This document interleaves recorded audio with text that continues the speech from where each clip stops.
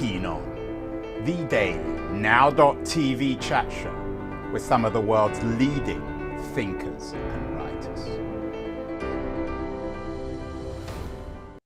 Hello, everybody. It is Tuesday, September the 12th, 2023. A Tuesday in which the government is starting its antitrust case against Google. Lots of pressures on digital. We've done all sorts of shows on the problems, the challenges of the digital revolution. And yet, on the other hand, everyone still wants to transform themselves digitally. My guest today, David Rogers, who teaches at Columbia Business School, calls himself the world's leading expert on digital transformation. That may be true. He's the author of a couple of books, one called The Digital Transformation Playbook, and a new one that's out tomorrow or today, actually, The Digital Transformation Roadmap. And David is joining us from rural Connecticut. David, to start off, congratulations on the new book. What does digital transformation mean? Thanks very much, Andrew. It's a pleasure to be on the show.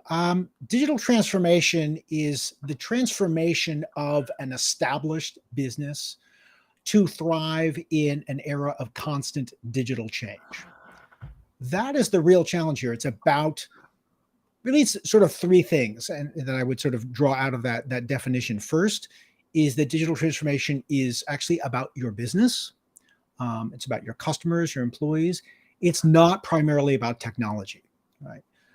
Second, it is about changing an established business, right? This is not about startups. This is about you already have an organization, products, services, customer base, business partners, go-to-market, all these things, brand reputation in place, and you have to work with them and shift and change and adapt them. And that is really where all the sort of challenges tend to arise.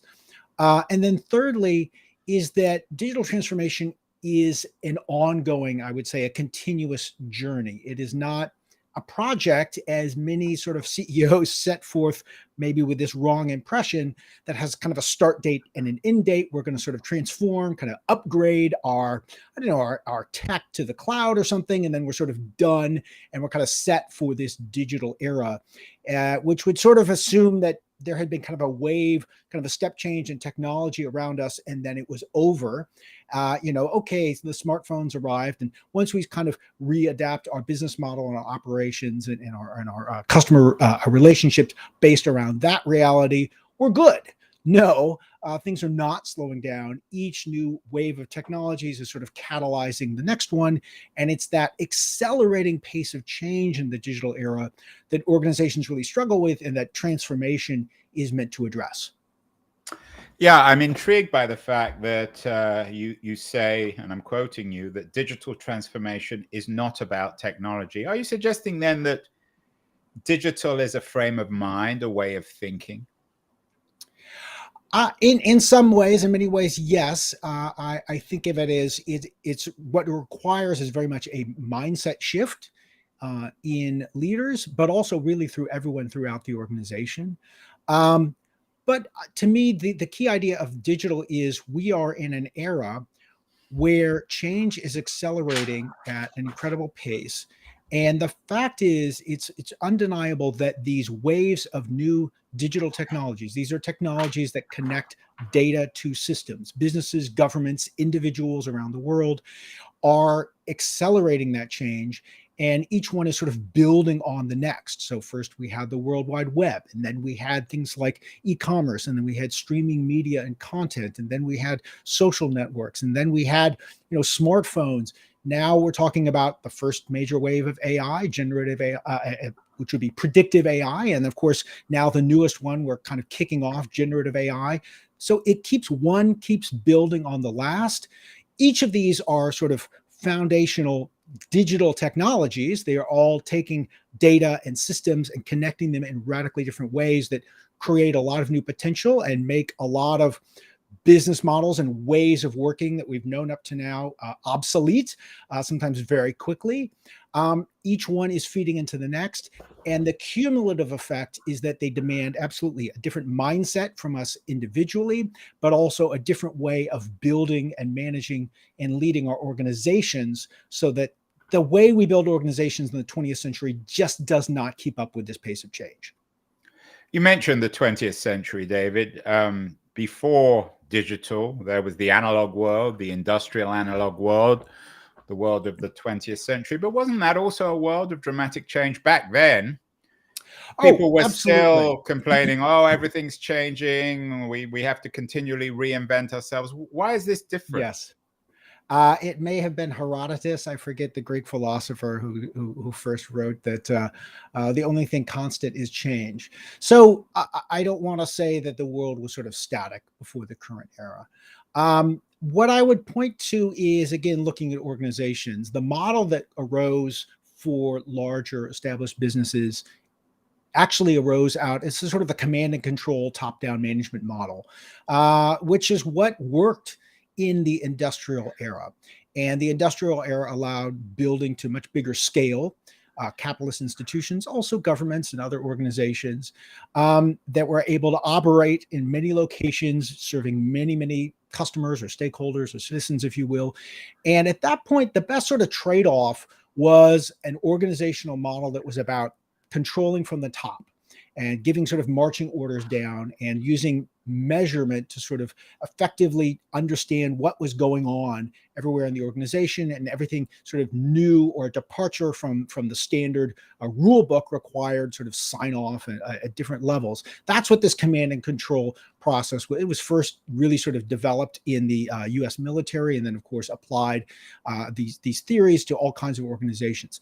The challenge is that model is not able to absorb the kind of change, the pace of change, and deliver the agility that we need in organizations today. And so we see larger businesses in the digital era taking a different approach. It is more about pushing decision-making down, it is more about empowering every sort of team and unit and subunit of the organization to take more action because they're aligned on the outcomes we're trying to achieve, but they're not waiting for sort of marching orders from above. It's kind of the difference between, from a military point of view, the way that the Russian military has been running its campaign in Ukraine versus the Ukrainian military, which is more of a modern military in terms of its training and management, puts much more authority, initiative, and independence in the units on the ground themselves. They're not waiting for orders from Moscow every single step they have to take on the battlefield. And you see, as a result, the asymmetry. On the one hand, the Russian army is much larger. On the other hand, the Ukrainian army has been much more agile and nimble. Same thing happens in business. Yeah, it's funny you mentioned the military side. Last night I went to my local movie house, Alamo, in San Francisco, and they were showing Dr. Strangelove, which is the classic, of course, parody of top-down military authority, which literally and symbolically blows itself up.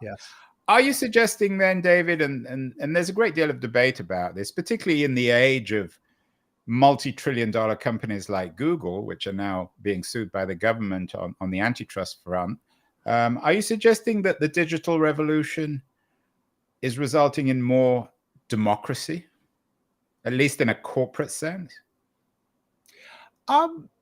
You could, I guess you could make an analogy. You could call it democratic. The term I use is bottom-up versus top-down organizations.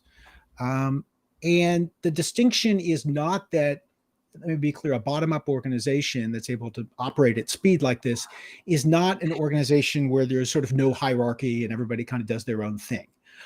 You still have leadership and authority and divisions and lines of business and so forth. But the difference is, again, where decisions are made. And by default, what you want to do is to have decisions made at the lowest level possible. This is really in companies like Google and Amazon, other sort of digital native businesses that have managed to stay relatively speedy as they operate at scale, is that they do push decision-making down or to the lowest level for any given decision. And what that means is that ideas are able, so that's the first point. The second is you want an organization where ideas and input and learning come from the bottom up and from the outside in. So they are set up. A lot of traditional organizations are really bad at this, at sort of learning what's happening in the market, learning what's happening on the front lines, learning what's happening in the world of customers, really in the moment. Whereas you have people in the organization who are there who can tell you this. And then the third thing is ideas, innovation, new initiatives should be coming from every level, should start at every level of the organization. So if you're working on a digital strategy, of course you want to have the CEO, maybe the head of marketing, the head of business units. They should be thinking about big picture ideas about what are the strategic problems that need to be solved, what are the opportunities for growth.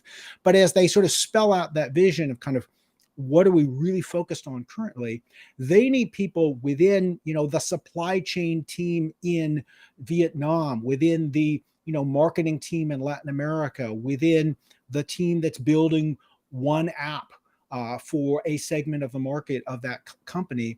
All these different teams, they need to have the initiative to then say, okay, how do I translate this strategy? What do we need to be doing? What's the opportunity I see on the ground right now where we are? And they're generating ideas. So, I mean, you could call it more democratic. It's certainly more engaging. I see a lot of organizations struggle because they have a lot of resources and assets, and maybe they have locked in, customers and sort of renewable revenue, but their own talent is kind of disengaged because their job is very much sort of constrained and hemmed in and sort of waiting for sign off on what others can tell them what to do. We certainly see this in the public sector, and it's what holds back innovation in a lot of governmental functions. Versus organizations where people have more ownership of the work that they are specifically working on and are empowered to take more action, to push things forward, and to drive innovation and new models to be brought to the fore and tested in their own part of the organization.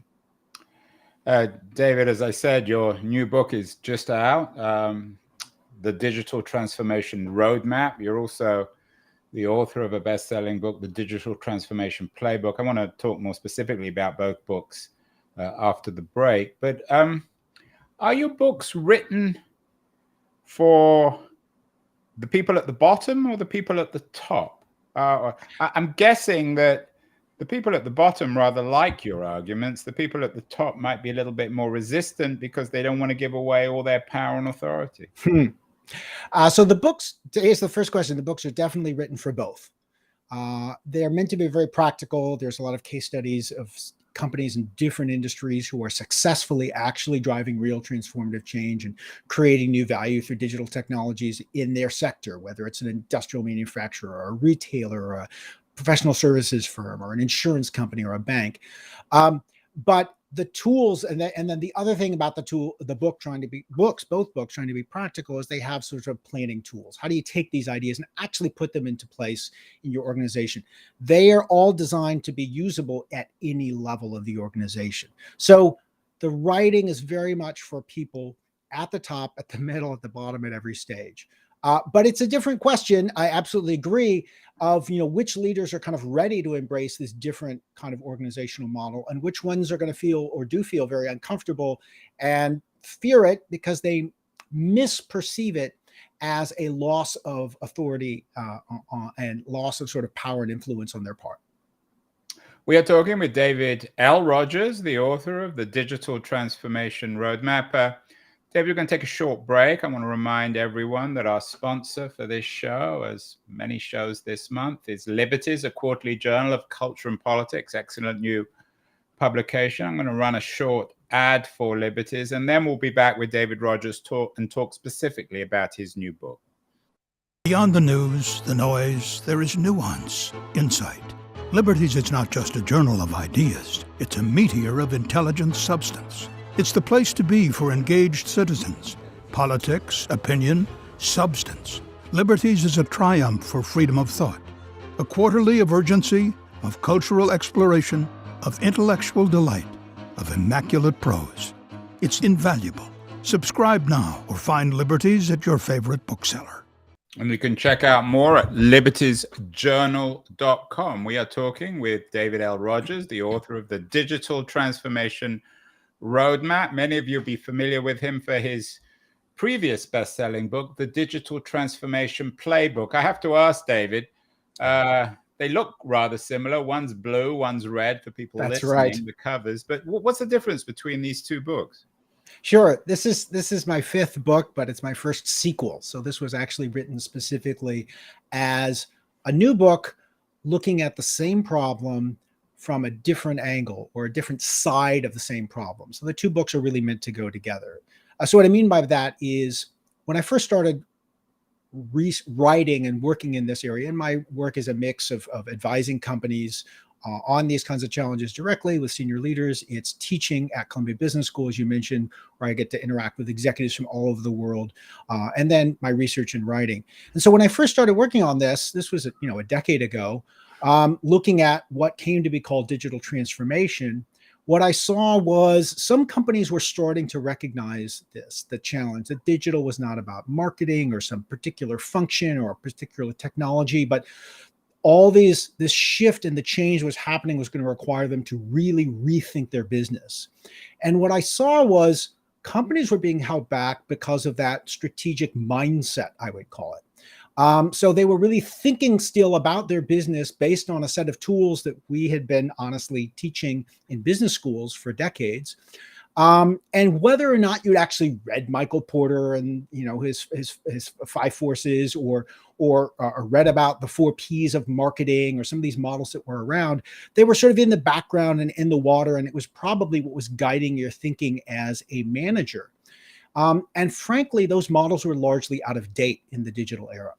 So I wrote that book. It was actually the first book published on digital transformation.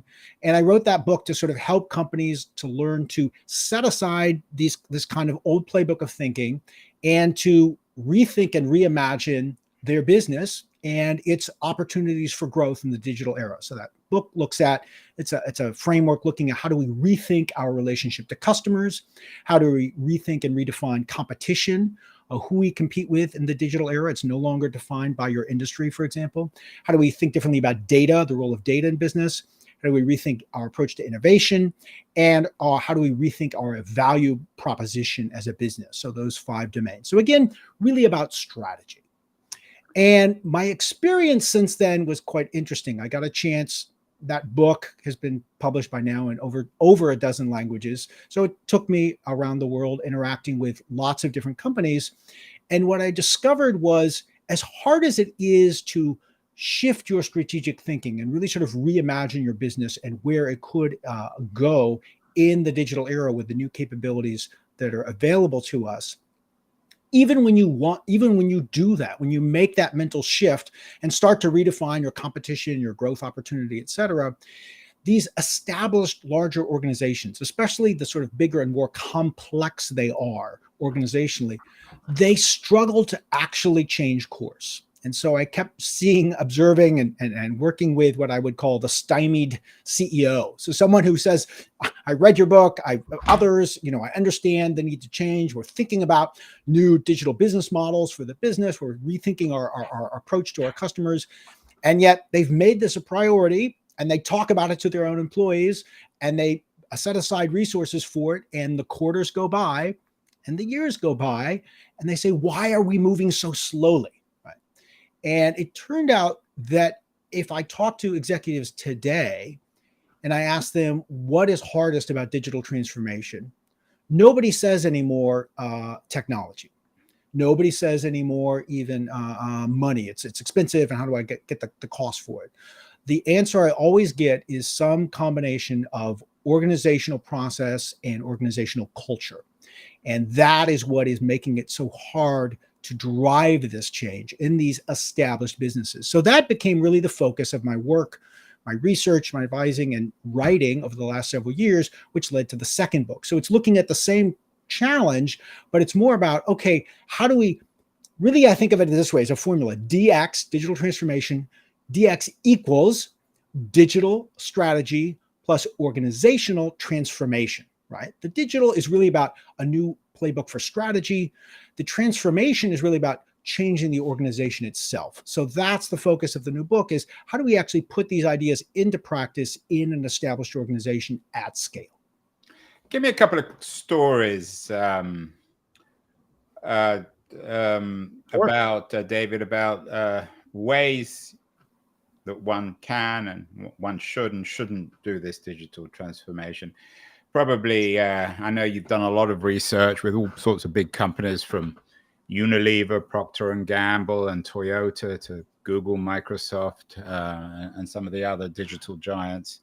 Who's doing it really right?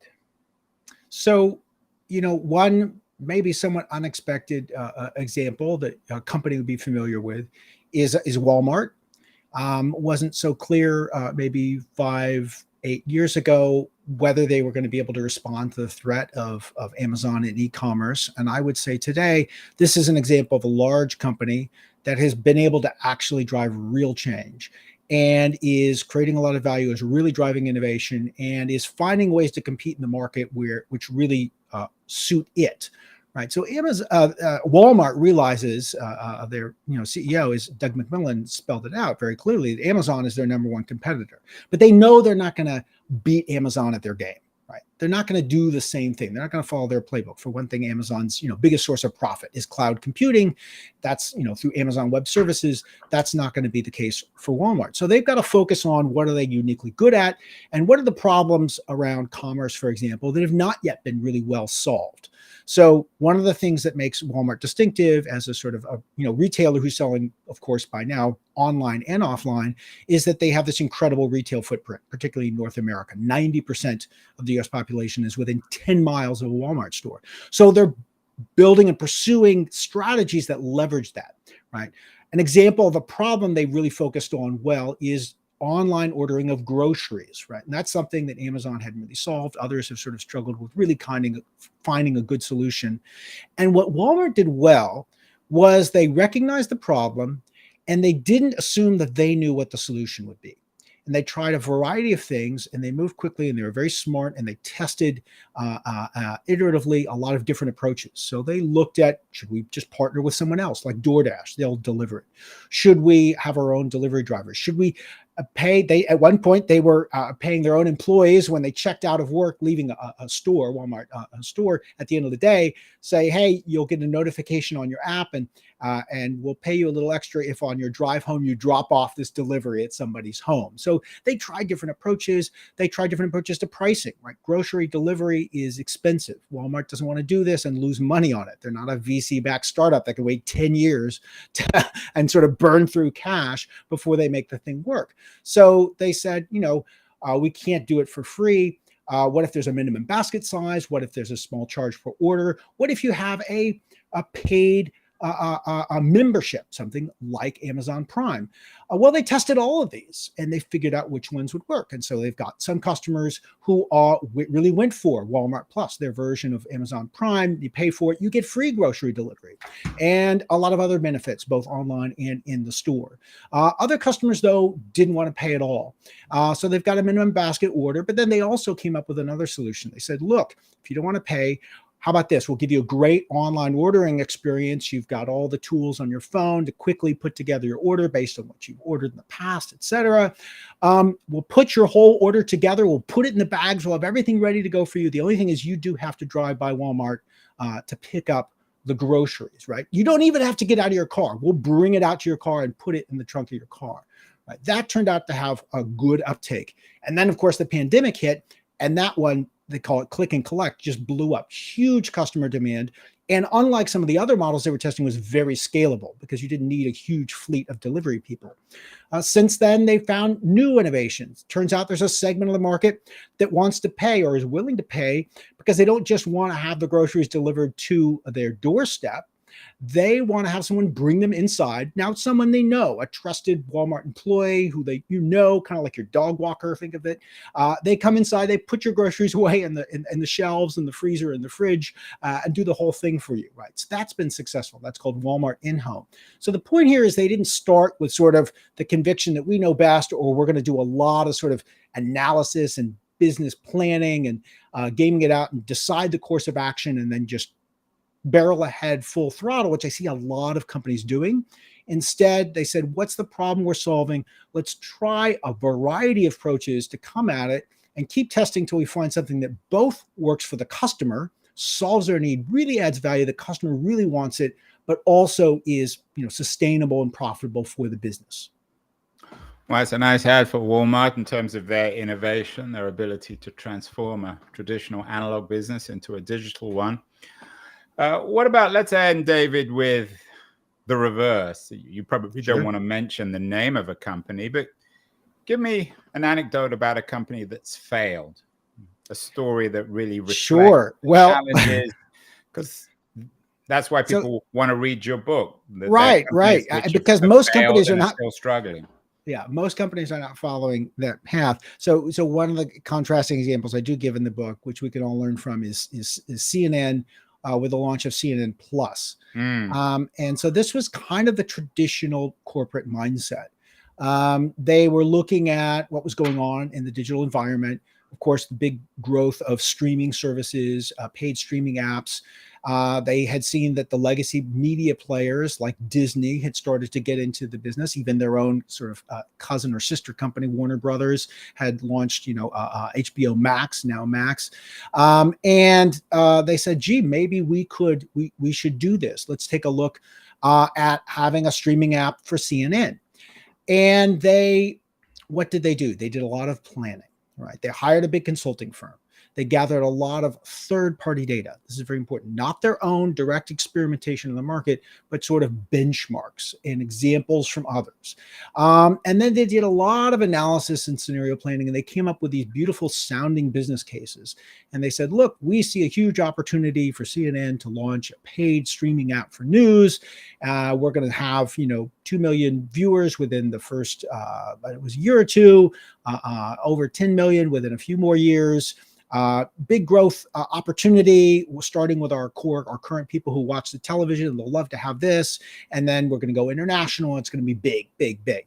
So they did all this just planning, traditional corporate business planning, right? And then it went up to the top. And so the senior leaders have to sign off. So that was Jeff Zucker and his boss, Jason Kilar, and they loved the idea. They made public statements about this is going to be the future of news. This is going to be transformative for CNN. They have not taken a single action, right? They haven't tested a single version of this in the market. They're already completely convinced this is the future. And so they acted like it. They spent $300 million before launch. That's all just building up to day one, paying for top tier talent, putting a bunch of shows together, a huge slate of shows, recording all this material. Oh, by the way, they could not use any of their existing content, right? Because all their cable content was, because of contracts, could not be repurposed on the app. So they're like, no problem. This is going to work. It's definitely going to work. $300 million. They launch on day one. Well, what happened? It turned out about 1% of their existing audience signed up for the paid service. And keep in mind, of course, these paid services always start with a free trial. It's not like you even have to pay. You have to be willing to sign up, create an account, give a credit card, and say, yeah, I'll try it for whatever many days first. 1%. So it was a terrible result. They shut the whole thing down in about a month. And that is what I see a lot of companies doing. They're still trying to follow this old traditional planning model, which really is designed to optimize and manage your legacy business that you've been in for decades and know extremely well. And they try to carry over that same process when they're pursuing new digital opportunities, and it simply does not work. Finally, David, it's a very interesting example, and I commend you for talking out loud. People always want to give negative examples anonymously. And it's interesting. CNN is obviously in a state of great, I wouldn't say crisis, but certainly upheaval. What about on the political front? It seems as if businesses are reinventing themselves, and yet politics is paralyzed. The parties are paralyzed. Old people are dominating politics on both sides of the aisle, and none of them want to get out of the business. So we have the classic bottom-up versus top-down crisis. How can political leaders learn from your digital transformation roadmap? Well, I guess there's always a difference, of course, between politics and government, although they're obviously interconnected. I think in terms of political parties, I would say that the U.S., there's great value in having people involved in politics and governance who have a lot of experience. It doesn't necessarily all have to be governmental, but there's great value in that. There's also value in having new voices and new people coming in. I think right now, across the board in the US, we're maybe leaning too hard on those with experience and sort of tenure.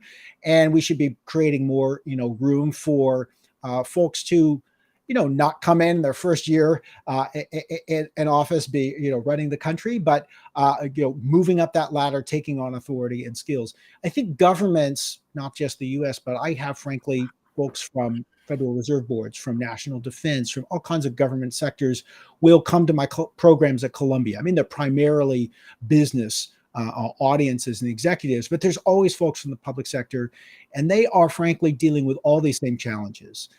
They tend to be organizations that are very much run top down. They're very sort of, well, let's create lots of rules and regulations and procedures to, cover your, CYA.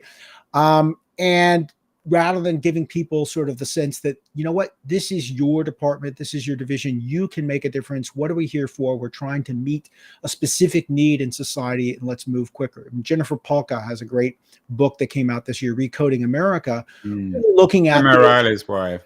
Yeah, in terms of how and why governments struggle to really take advantage of the capabilities of digital tools and technologies and put them to work as fast as they could be doing so, much faster, to really create value for citizens and society. So I think I see it very much on the government side as well.